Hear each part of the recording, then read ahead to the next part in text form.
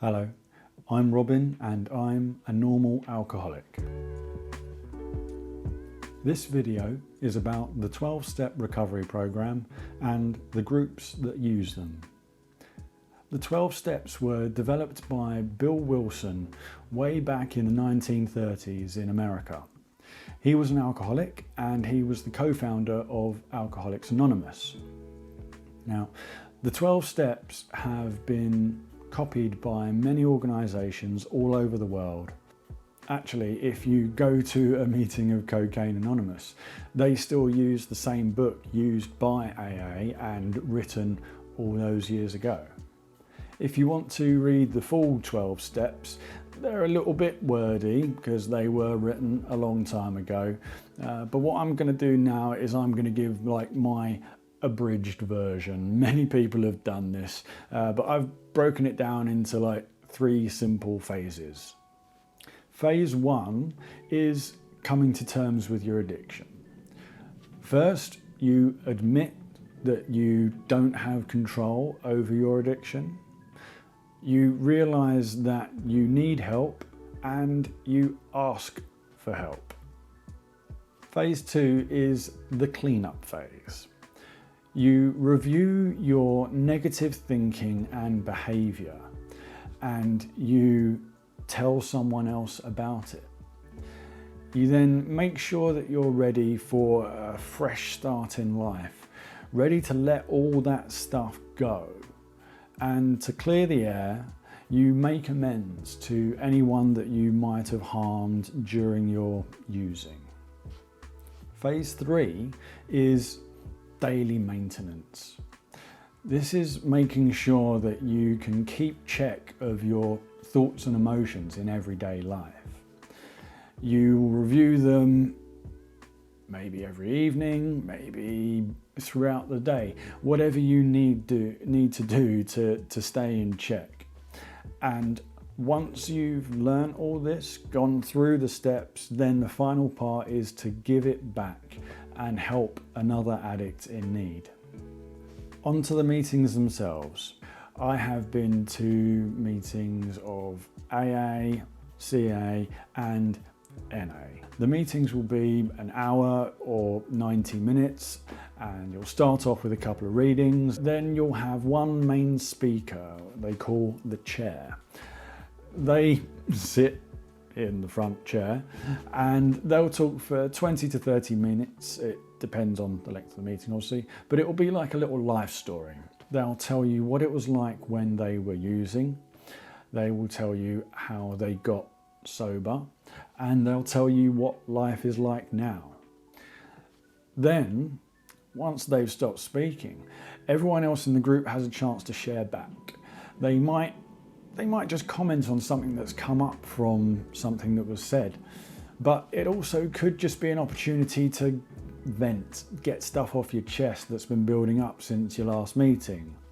Now, I've talked a bit in other videos about group therapy, either in rehab or in other settings, and AA is kind of similar to that. Like I said, you're kind of just listening to other addicts' stories. You're learning to relate to what they've been through.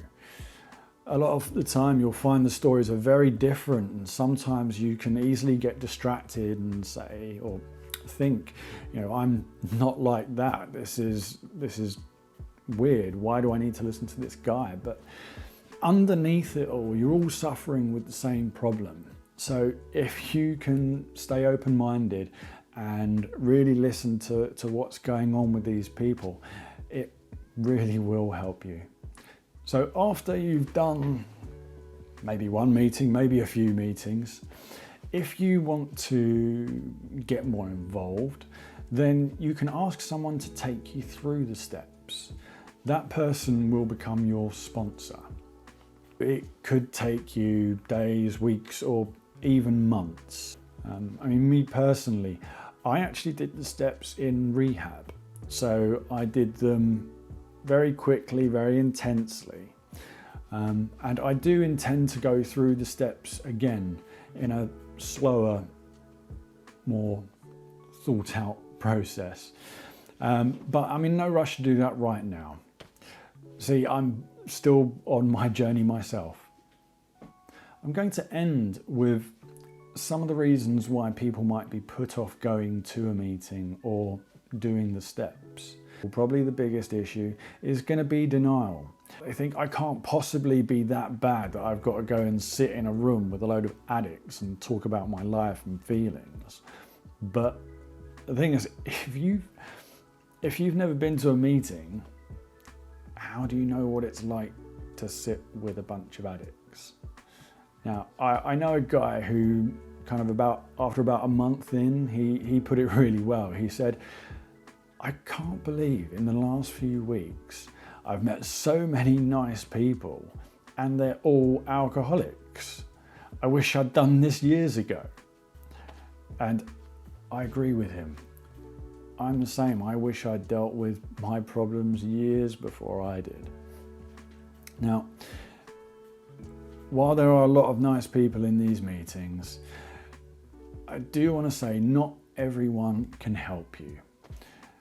Just because they got to the room before you doesn't mean that they're ready to help you. You can learn from anyone. It's great to listen to people's story, but you still need to be slightly cautious of who you put your trust in.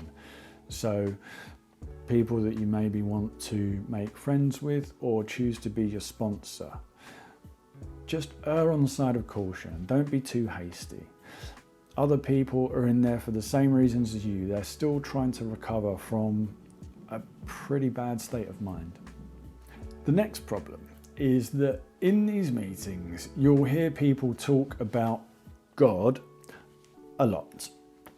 Now, the first thing you need to know is that the 12-step program and the meetings in general are not a religious organization. What they say is that you need to have a God of your own understanding. So you need to have a belief in a higher power or a power greater than yourself. Basically, you need to know that you are not the center of the universe and you need help from something else to get better. Some people do believe in God, and that's great for them, but some people don't.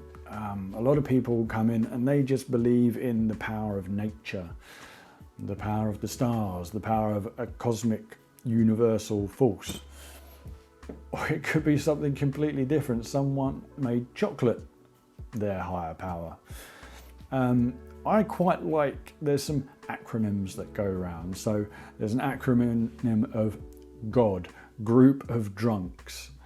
So if a group of drunks in a room is what it takes to help you be, not cured, but to get better, to get sober, then that can be your God. So when you hear them say the word God, the reason they say that is because it's one syllable. It saves a lot of time. Rather than saying a God of your own understanding or a higher power greater than yourself, you just say God. I hope this has made the idea of going to one of these meetings a little less ominous and daunting. If you want to find one, I've put some links below. Otherwise, I'm sure you can find other groups on the internet. They're everywhere. They're pretty regular. Most meetings are like same meeting every week. There'll be one over there on a Monday, over there on a Tuesday, whatever. And they're free, so why not? If you found this helpful, please check out some of my other videos. They cover a range of issues of coming to terms and dealing with addiction. But in the meantime, do the clicky stuff, like, subscribe, all that. For now,